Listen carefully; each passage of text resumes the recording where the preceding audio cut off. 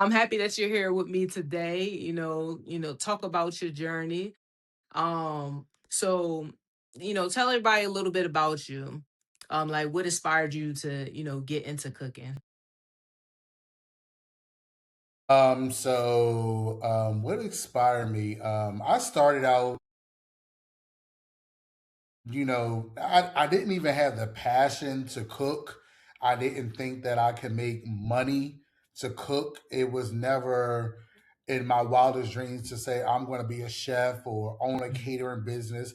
I always wanted to be a teacher. I always wanted to be a teacher ever since I was a little kid. I am a high school teacher I am a high school teacher, but outside of that, I am a chef. And then growing up, in North Philadelphia. I was raised by my great grandmother, so pretty much watching her just cooking and mixing and doing all the stuff like that without following a recipe is just like just she had every recipe or just had everything in her head and she always knew what to do. It's like the chicken always came out the same every time she made it. Her potato salad was always the same every time she made it, and she never wrote anything down. So I think I tell people all the time, I'm just like, some people are born to sing, some people are Mhm. born to play an instrument, some people just had that gift. I just have a gift of cooking.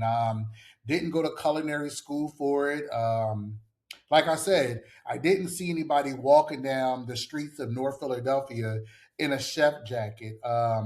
It wasn't a Gordon Ramsay or stuff like that on TV or Hell's Kitchen, stuff like that. I grew up watching Julia Childs on PBS.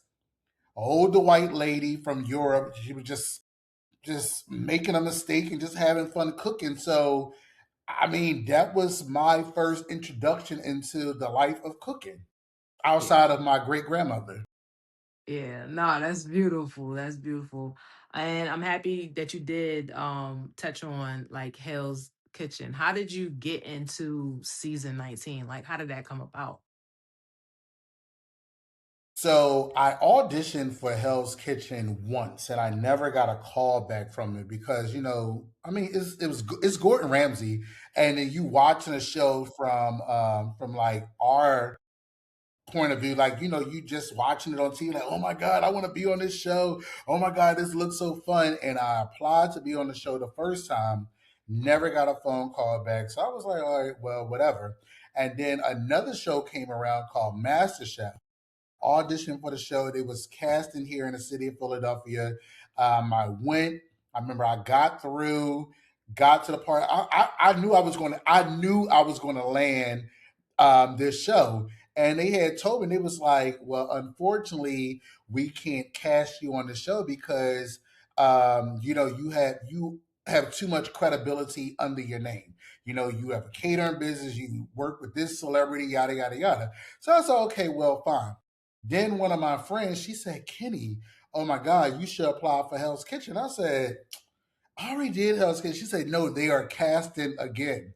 And here I go, stepping out on faith. I submitted the application, not even thinking I was going to get a call back or anything. And next thing you know, boom.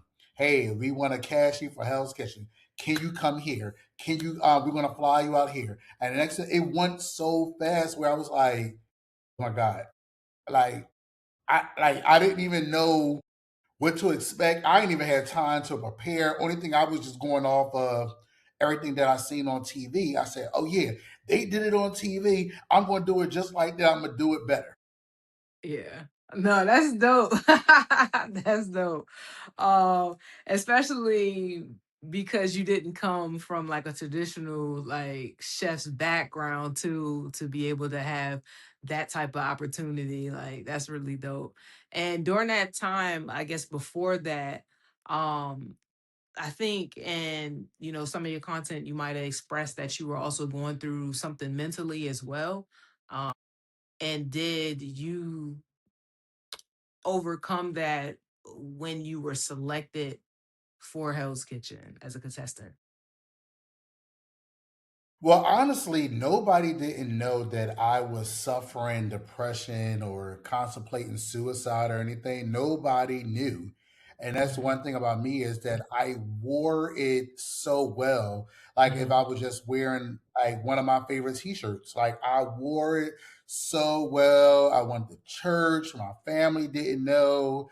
I didn't say anything. It's like the biggest thing in the African American community is that, you know, it basically was. It's like an old saying. It's like, well, black people, we don't go through depression. If you're depressed, go pray about it. You know, go to church.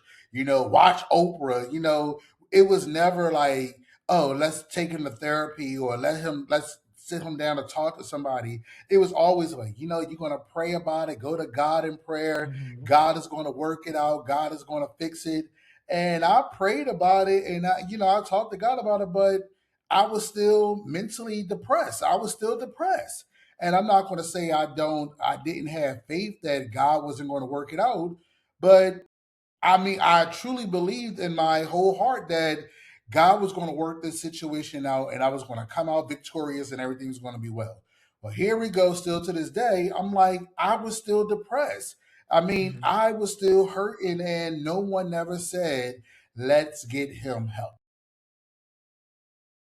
So did you end up getting help, or were you able to, I guess, walk yourself out of that? Well, I didn't actually get help until last year. So I just turned 44 literally like a week and a half ago. So, and it was Congrats. like me at 43 years old actually being introduced as an adult to therapy. And I have Mhm. a therapist that I get on Zoom with every 2 weeks. And I sit here and talk. And I said that all of this hurt and anger that I had bottled up in me for all these years, the hurt from losing my great grandmother, the hurt from being taken away from my great grandmother to live with my mom, the physical and mental abuse that I had to endure when I had to go live with my mom, me Mhm. running away from home, me running away from my sexuality because I didn't have no one to to help me maneuver through being trying to find out my sexuality, or just trying to figure out who I am as a teenage boy growing up in Philadelphia. Me going through just a lot, looking for love and admiration and older men. It was a lot. It was a whole lot. Losing my niece in a car accident, and 2 weeks later, losing my grandmother. It was a lot. It was a lot that I had to deal with. And, me acting out at a younger age, no one, not even my mother, like even said to say, you know what, we need to get him help. And no one never suggested or said anything about it. Yeah. Yeah. And no, I definitely get it. And I'm happy that even if you look at it as being late, you still ended up getting therapy. Um, because like you said, in our community, we don't talk about it. And through my journey as well, I ended up going to an inpatient program for mental health and substance abuse. Um, I ended up getting into trouble, and then that was like the only option left. But still, when it was presented, I was like, don't don't nobody go to treatment, you know what I mean? So I'm happy now that these conversations are had where it's like people are like, oh, okay, I can go talk to a therapist and it's okay. So I'm happy that you did finally, start your journey. So after the program or after Hell's Kitchen, what did you end up, doing? Because you made it to, I guess, a certain point. Did that also affect your mental health, or, um, how did your journey continue forward? Well, Hell's Kitchen actually saved my life. And I Mm, mean, I know that's probably like, oh my God, how did Hell's Kitchen save your life? You got eliminated the second episode. I mean, it actually saved my life because I was going through so much. This was the first time me being on national TV. I have gained buku fans. Like, I don't know how many people I have touched, how many lives and stuff I have touched just in that short period of time that I got voted off for. something I thought it was a piece of potato, and still to this day that is still going viral. So, Hell's Kitchen need to cut me a check. But other than that, I mean, it really saved my life because that, people still to this day they send me DMs, and my Mhm. students are running with it. They make it go viral. And it's so funny. And I mean, it wasn't something that I intentionally did. I really thought it was a potato in the dish because that wasn't there when I had plated the dish. But listen, it's funny. It made me the person who I am today, and I'm glad however how I got there or whatever who did it, I'm glad that they put it there. No, that's what's up. So, through your journey, what made it difficult, I guess, to ask for help? Like, I know you said from the background you weren't used to it. Was that like the reason that stopped you from asking for help, or was it the fact that you didn't know there was help out there? You felt isolated. Um, what were your thoughts behind that? Well, the reason why I didn't ask for help is not the fact that I didn't know that help was available. It was the fact of the stigma that is placed on our community that black men, regardless if you're gay, you're straight, you're single, you're married, you supposed to always keep a smile on your face and stay strong. And men are supposed to shed a tear because if you shed a tear, that comes off as being weak. And even I say, go back into me being raised up in a church. It was never talked about in church that, that we go to therapy. It was always Mhm, that you get on your hands and your knees and you pray. But my whole thing is that so many of us in our community has been praying and praying and praying and on our hands and knees. And we praying for times to get better and things to get better, and a lot of us are struggling and still depressed and holding on to a lot of stuff that would have happened or what our parents did. And it's like generational curse that's going on. But we have to get to the point of our lives where it's that who is going to break the curse? Who is going to break this generational curse? Because it has to stop somewhere. And I truly believe in my heart that, as the oldest sibling and as the oldest uncle out of all my nieces and nephews, that it has to stop here. We cannot mhm, take it from my bloodline and take it over to the next. It has to stop here. So, and I'm glad that, it took me all these years to find help, but I'm glad I did because it's never too late. It's mhm, never too late. mhm. No, I definitely agree. I definitely agree. So, would you say like cooking, beyond the fact that you're naturally good at it, it's like a healthy outlet for you as well? Is it like therapy in a sense, or is it just, you're good at it so you do it? Because I always think cooking, I think when people cook for people, I think that's so beautiful, especially when it's healthy food. Like you really want to nourish this person. So I was just wondering your perspective behind it. I mean, I love cooking. I mean, I love it with a passion. Do I cook for myself? I rarely cook for myself. I have to really be in the mood to cook for myself. I'm so simple when I'm home for myself. Like, I can pour me a bowl of cereal or make something stupid and it's just good for me because I Hmm. mean you cook for a living, people pay you to cook. I Hmm. mean, I'm a high school culinary arts teacher, so you teaching students to cook and to be the next chefs and all stuff like that. But for Hmm. me, I'm very simple, but it's therapeutic for me is because I know that people are going to get the enjoyment and the satisfaction out of good cooking. And especially with me, I just love being in the kitchen, especially around the holiday times. I love cooking for my family. I love cooking for friends. I love entertaining. It's nothing like, cooking and it just bringing people together. And I said, that's one thing about us in our community. We're going to cook. If somebody's having a baby, we're going to cook. Yeah. Somebody getting married, we're going to cook. Someone died, we're going to cook. Someone is sick, we're going to cook. It is like food is so much a part of our DNA. It's just Mhm. like that. And then you're going to have you're gonna have people that are good at something. Everybody's not gonna make the best fried chicken. Mhm. If you can't cook, do not be bringing something knowing that you can't cook. It's okay, baby, to go to the market and bring a store bought cake, but do not sit here trying to bake something, or especially try to fry chicken and you bring a chicken that's still bleeding inside. Like, we don't want that. That's not your ministry, all right? No, absolutely, absolutely. You're right. We are going to cook. People are going to make sure people are fed. And I definitely love that. Um, is there a certain type of food that you like to cook? Your favorite type of food you like to cook, or favorite meal you like to cook for people? Everybody, it's so funny. Everybody asks this question. I don't have a favorite thing to cook. I just love cooking. I just got back from Thailand, Yeah. and even just tasting the cuisine and all the freshness and stuff like that, I was just like, my God, America. I said, we are ghetto.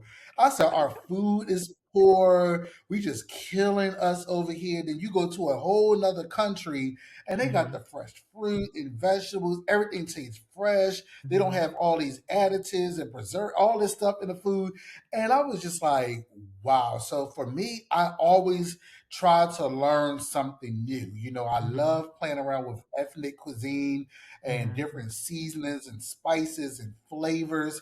I mean, I'm not a traditionalist, so I mean, you Yeah. won't see me frying chicken. I hate frying chicken. I mean, I love soul food, but I don't fry chicken in my house. I'm sorry. I hate the smell. But pretty much, I love to do it all. I don't have a Yeah. favorite meal to cook at all. I just love doing it all. Yeah. No, that's beautiful. So you touched on now, or you've been a teacher. How long have you been a teacher for?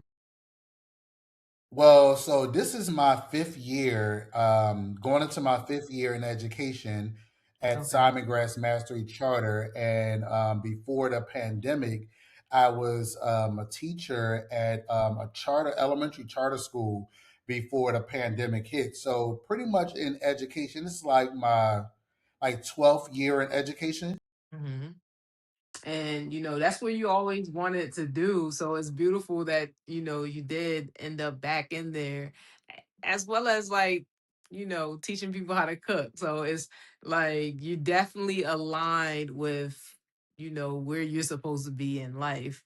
Right. So with your students, if you recognize someone is struggling, like how do you support them, knowing that you went through your own journey as well? Was struggling mentally, Yeah. or like Yeah, as far as that. mentally. So I work with high school kids, Mhm. and predominantly my class is black and brown inner city boys and girls. And I have seen in my 5 years in education in high school, Mhm. I have seen a child that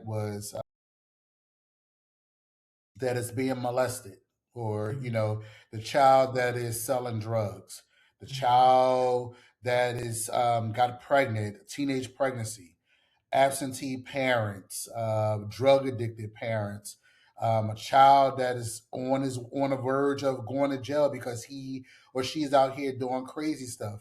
Mhm. um, I have seen it all, Yeah. and I'm glad that I in a space where as though that I can be more than just a teacher. A lot of them look up to me as they call me dad. They call Yeah. me unc. They call me Yeah. I'm their big brother. It's my students that just graduated this year. Um, they still keep in touch with me via text. We have a group chat, and I really cried my hardest at graduation because I didn't want them to leave. I did not want them to leave because they were like my babies. I we Mhm. they were with me for the whole 3 years, and I'm like so proud of them because they all graduated with their certifications. They are going off to college. They are going into the workforce. They are going into the military. Two of my students had to retain. Well, they didn't retain. They couldn't participate in graduation, but they had to go to summer school. I told them, I said, This is not the time to feel sorry for yourself. Don't get down.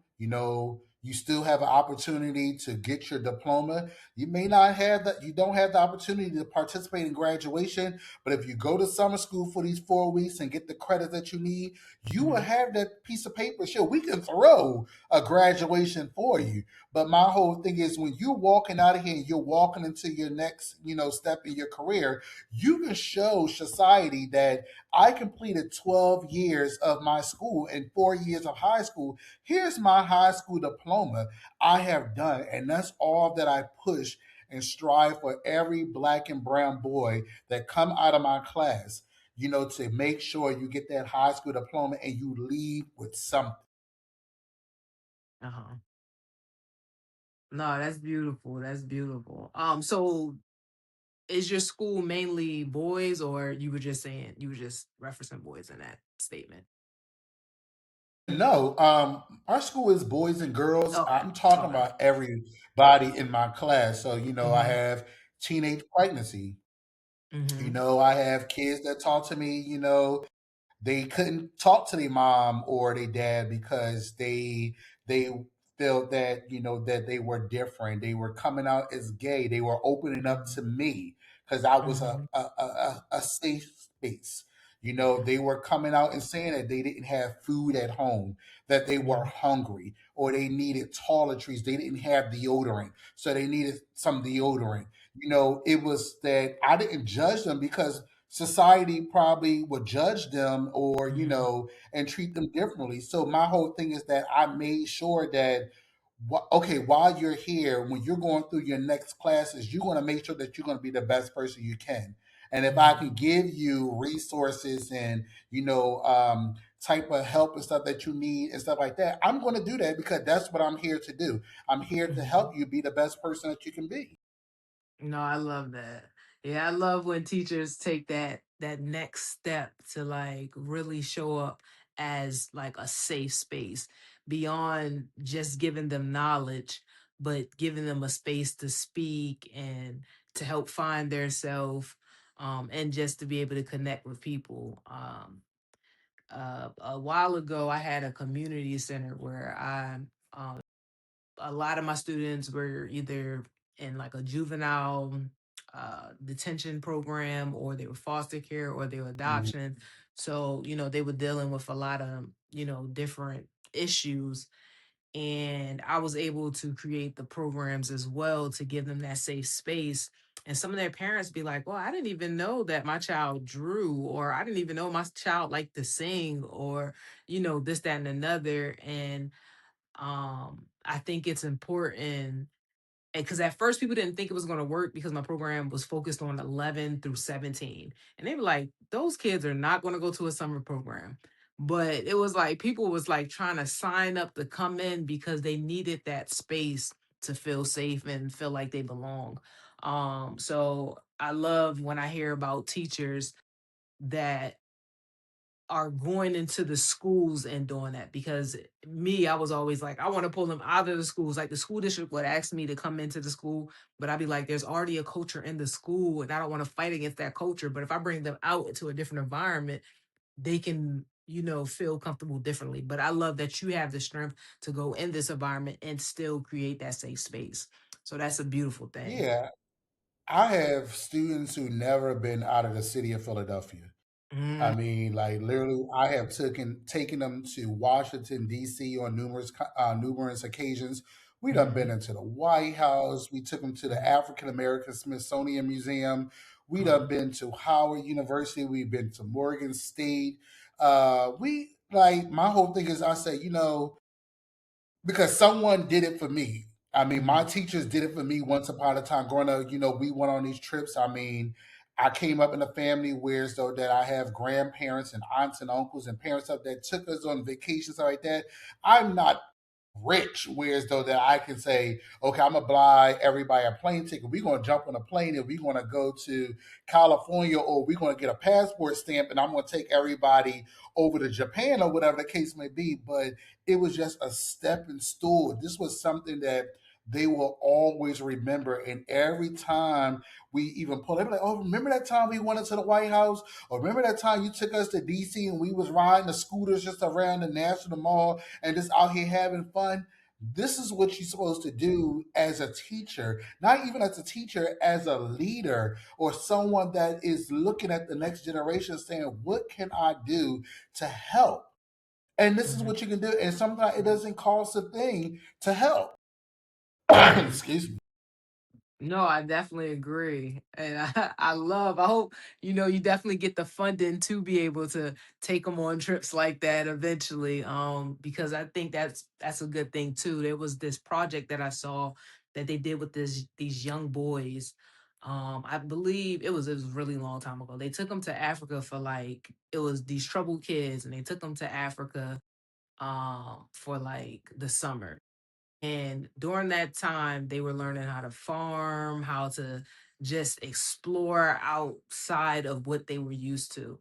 And when those kids came back, they ended up doing a lot better that next school year.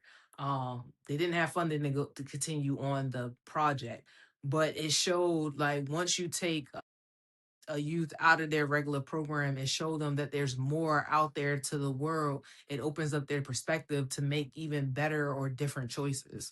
So definitely continue on, salute you, continue on doing those great things because you are making an impact in the young people's lives. Thank you. Yeah. So you did, touch on no, that was actually before we cut the cameras on.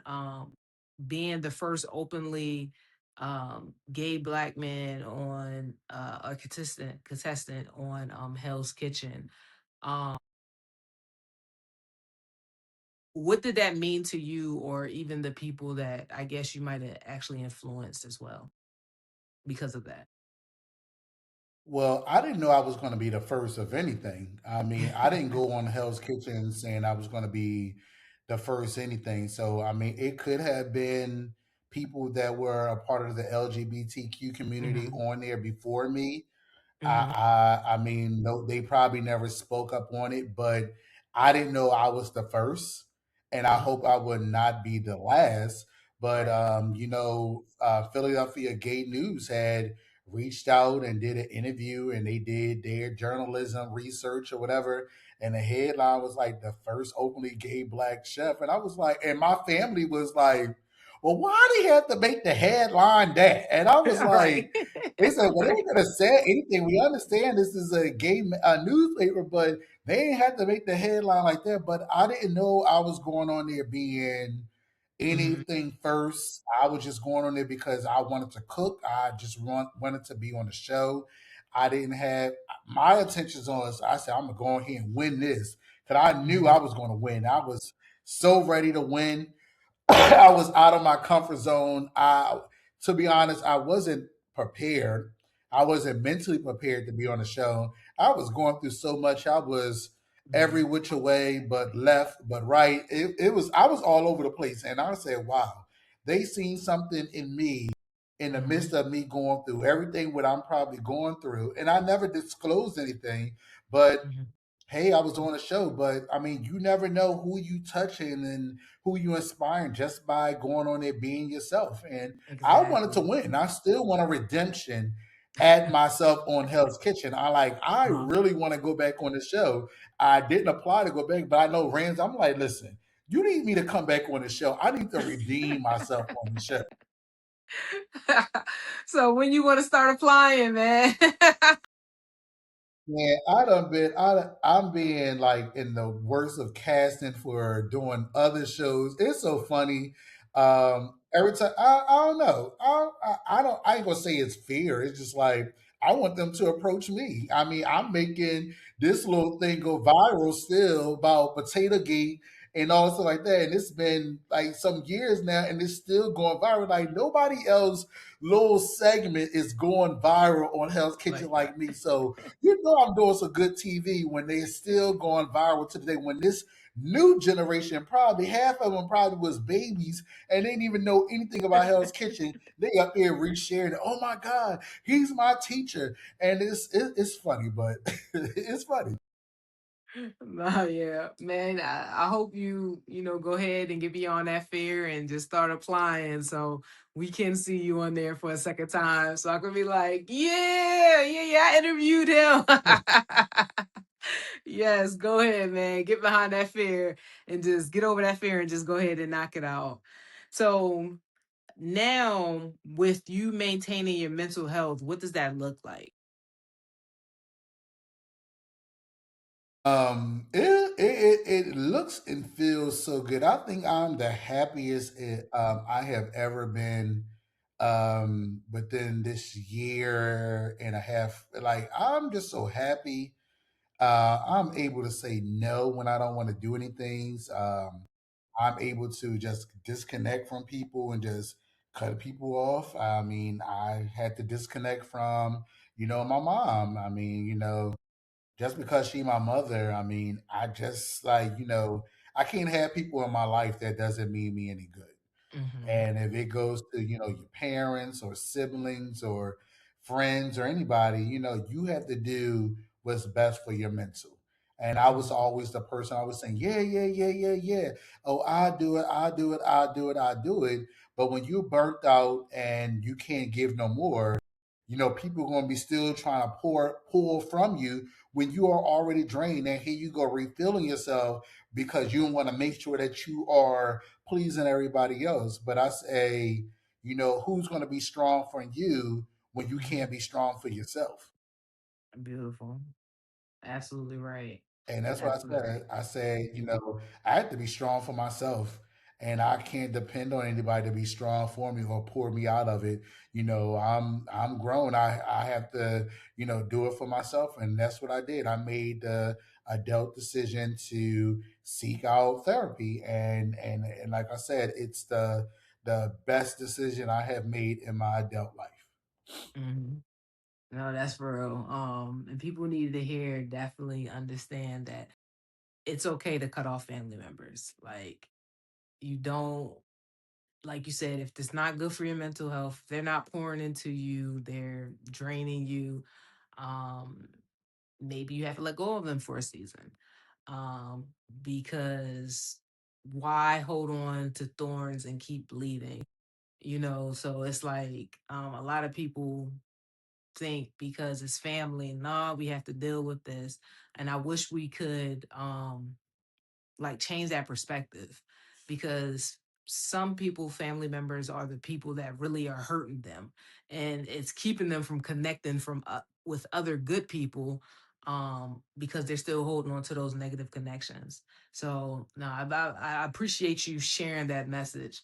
um, and the next segment I usually go into, which you did very well with, is look through your, reflect on what you just shared with me, and I ask you, what are some of the messages that you want to share with people in certain spaces? So you actually did really good with talking to the people, because I wanted to say, and if you have something different to say, is if there's somebody right now that is struggling with mental health or suicide, what is a message that you have for them?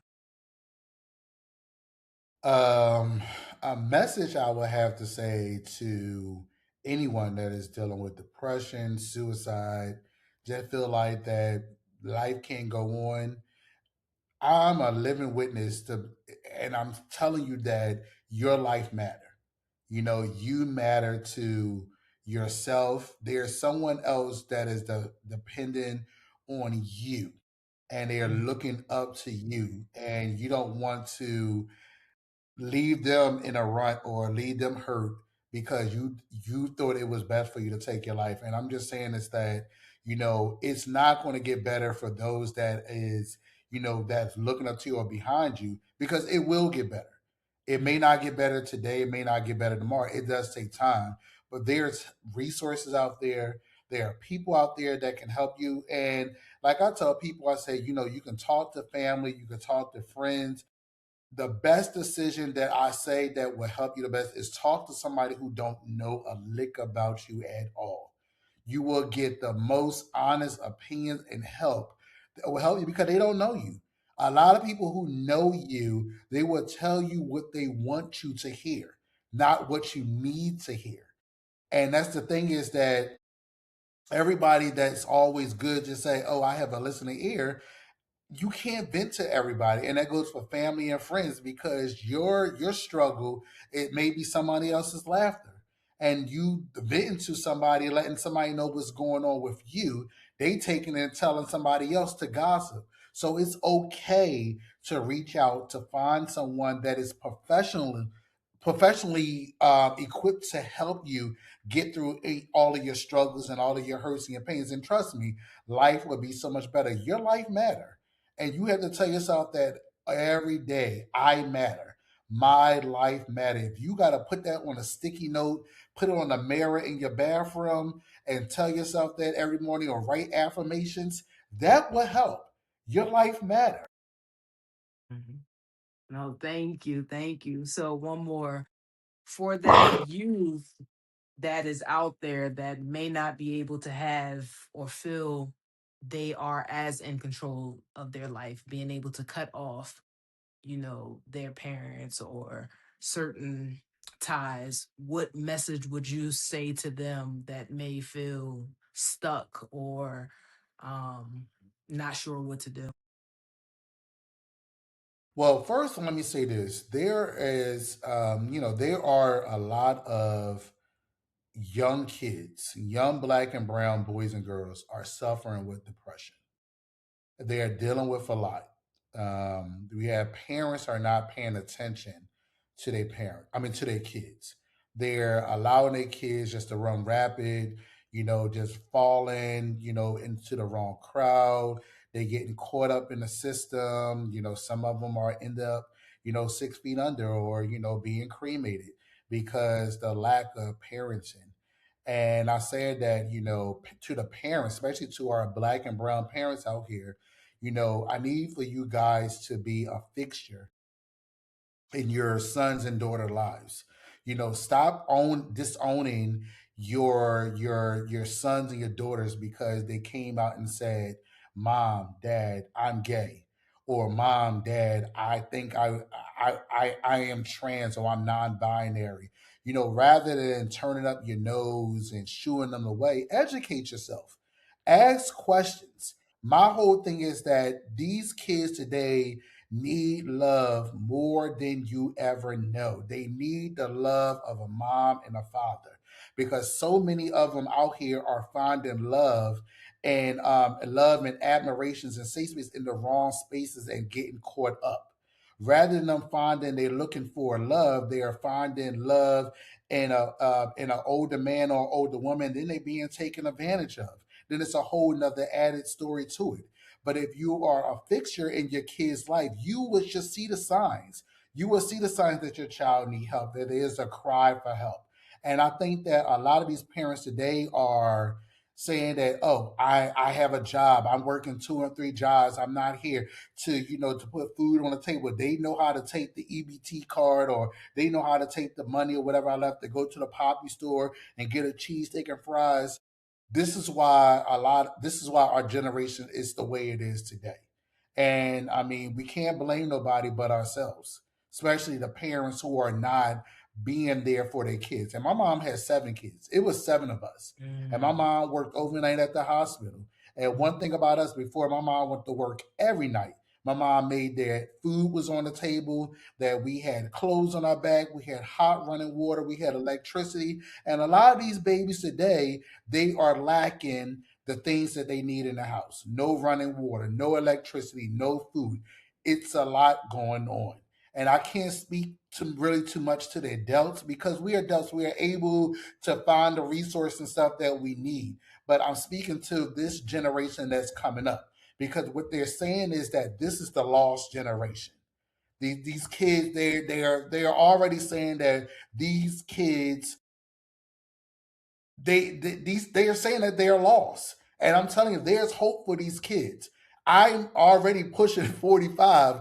I don't want to be 65, 75, still have to work and still try to make the world go round, because they're saying that this generation is the lost generation.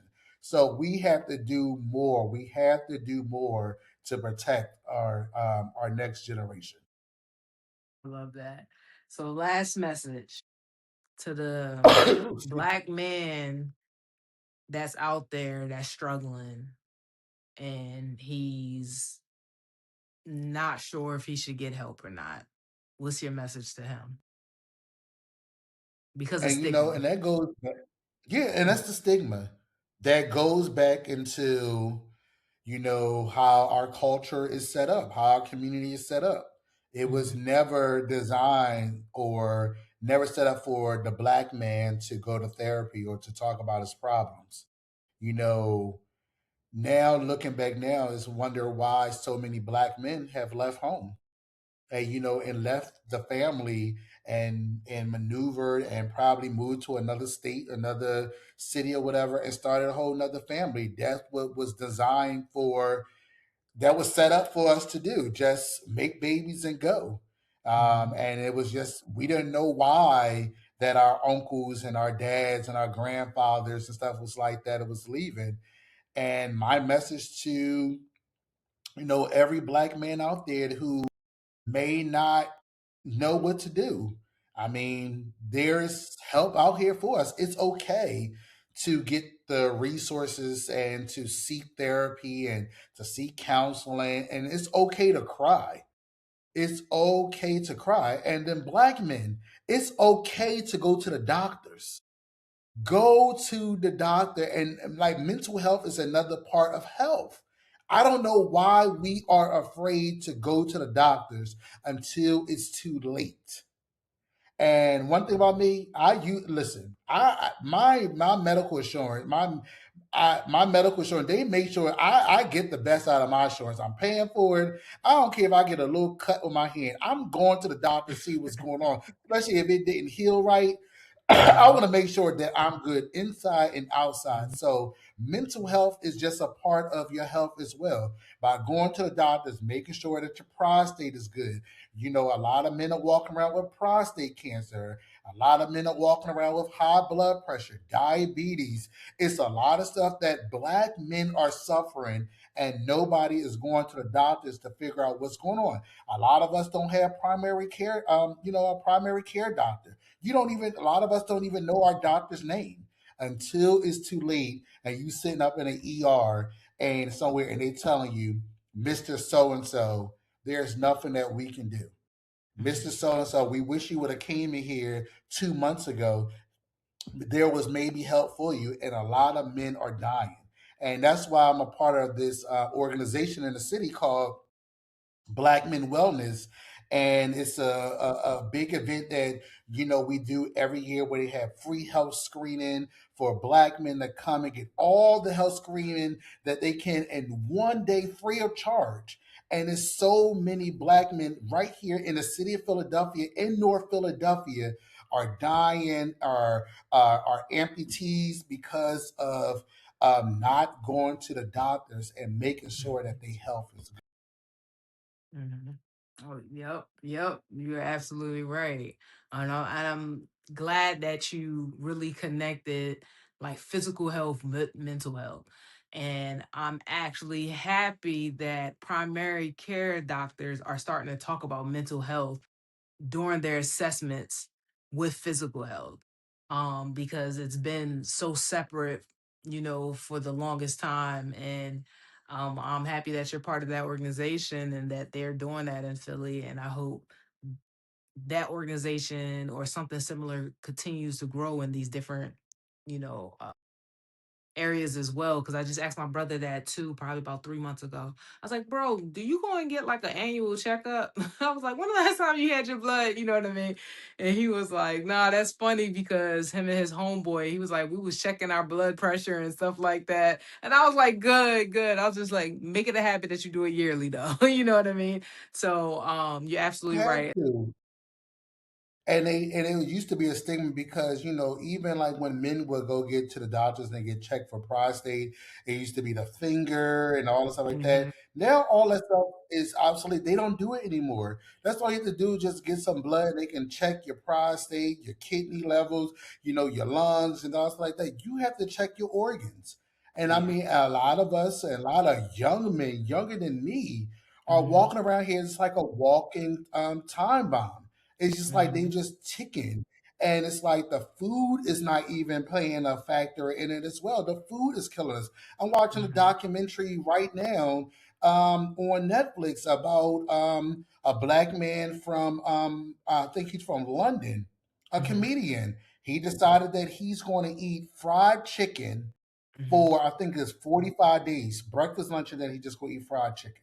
Uh-huh. And I mean, this is another topic for another day, but it's so much craziness that's in fried chicken. It's like all of the preservatives and additives and this stuff like that. You don't even know what you're eating. And they are Mhm. showing you how our food is being made, even the vegetables, the way how they take the waste of the chicken and they Mhm. slaughtering it and they put it in these bags and they spraying our fruits and vegetables with the waste that's coming from dead animals. So you know why everybody's sitting over here with cancer and everybody's sick. Mhm. This is what they're Mhm. doing to us, and they saying that it's okay to kill us. It's Mhm. crazy. Yeah. Yeah. And I'm happy you touched on that too, because that was a subject that I did, wanted to visit with you because I did see you did do like a video on that. Um, and I think it is important that we understand like how to protect ourselves. And while I was in Costa Rica in May, I asked the woman that was driving us around, I was like, why are there so many fruit and vegetable people outside versus y'all just going to the grocery store?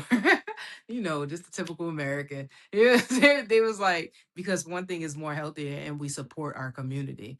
And I sat back and I thought about that and I was like, man, I think we push convenience so much in America that we sometimes don't think about how this convenience is messing with our health as well. Like we wonder why so many people have cancer. So many people, there's so many diseases and mental health as issues as well, possibly coming from, some of the poisons that are, sprayed on our food and this, that, and other. So Hmm. yeah, yeah. I do think that's very, important to get out to our community as well because we do love some fried chicken. It makes me think about so I'm originally from Baltimore, but I'm a military brat too. And when we was outside all the time, I remember just watching the young boys. They would eat chicken for lunch and eat chicken for dinner. That was just like it was a quick go to the corner store, I'm gonna get me a chicken box. You know what I mean? And um not knowing that that's not giving them the nutrients they need. And it's hurting them overall. So Hmm. But even, now it's like when you walk through, walk or drive through, urban communities, where are the grocery stores? right. And there's no grocery stores. I remember growing up and being born in the 80s, raised in the 90s. Hmm. We had grocery stores in the community, and a lot of them was black owned. Hmm. You can go and get fresh fruit and vegetables and and meat and stuff like that. You would buy your occasional soda, chips, but that wasn't prevalent in the house. We Hmm. actually had food. We was Right. raised that you had hot meals and stuff like eating out on like probably on a Friday and Saturday was a Hmm. treat.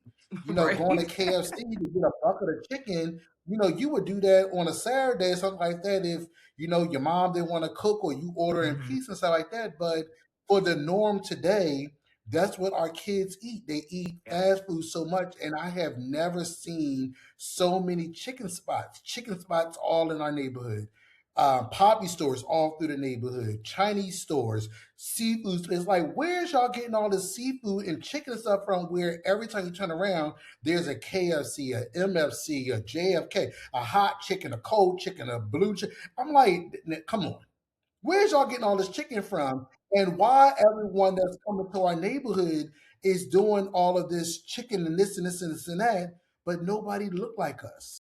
Hmm. And even Hmm. the vegetables, all the nutrients and stuff are being taken out of the vegetables when they're being cooked. The fruit Mhm. don't even taste the same. Where's the seeds at in the fruit? I bought Right. some grapes from Trader Joe's thinking that I was going to get some good grapes. They taste disgusting. And I was just telling my coworkers today at work, I was like, yo, I don't even want fruit here anymore in America. And it was like, why? I said, because it took for me to be in Thailand for 8 days to have Mhm. some of the most freshest fruit. I mean, the Mhm. mango tastes like mango. Mhm. Watermelon had, we was like, oh my God, it has seeds in it. And it was fresh. But when you came over here and come back home, you're like, what the heck is this? Like, what are they feeding us? And it's a lab, but you be like, oh my God, like we're so ghetto. Like they just killing Mhm. us. They don't care what we eat. And it's like the life expansion is not, with nobody's living to be 100 or something no more. It's like this is crazy. Like they just feeding Mhm. us anything. And it's funny that you're saying that because, like I said, while I was in Costa Rica, I'm enjoying the fresh fruit. And my partner was like, dang, they don't have no snacks over here. I was like, I can't wait to get back to America to get to the snacks. And it's just like, man. And she was like, all right, I'm tired of eating like fresh food. I was like, Mm, what? So it's definitely interesting how we're so used to, like you said, eating out all the time and just eating bad. Uh when it does come to the fresh fruit, some people they actually don't like it for real. So I love that uh because I even said and I thought about because I'm in Pennsylvania too. I'm in Harrisburg. So we're very close to like Lancaster to the Amish. And I thought about like, going out there to get fruits and, stuff like that too. Not sure, are they doing things a little bit better or a little more healthier, but I know it probably isn't as bad as what's in a grocery store. hmm. You're right. Yeah. So I definitely appreciate spending this time with you. I don't know if you want to leave the people with anything else. You definitely dropped a lot of gems. And you really talk to the people, and I hope that your story and your messages resonate with people. And if there's anything else you would like to leave, the floor is yours. I don't have anything else to leave. I'm just saying that, health is wealth. Uh-huh. Your health matter, your mental health matter. I love to see our black and brown brothers and sisters in the gym, everybody working out. But I mean, working out and not going to the doctors and not seeing what's wrong with you internal, Uh-huh. you setting yourself up for failure.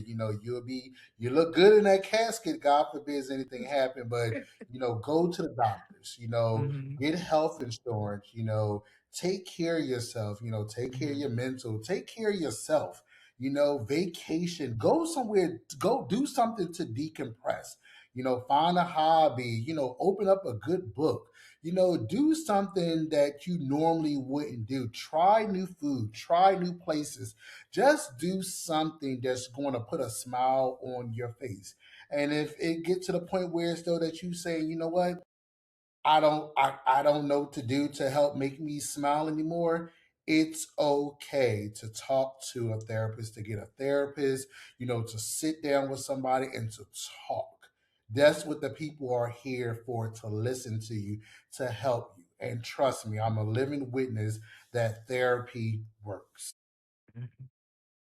Thank you, Chef Kenny. I definitely appreciate you. Um, so thank you all for listening and see you on the other side. And that's the other side of fear, other side of depression, other side of any struggle that you have. Because on that other side is yourself aligned with your trueness and not other people's opinion. So peace to everyone and blessings on blessings. So I'm gonna go ahead and stop it.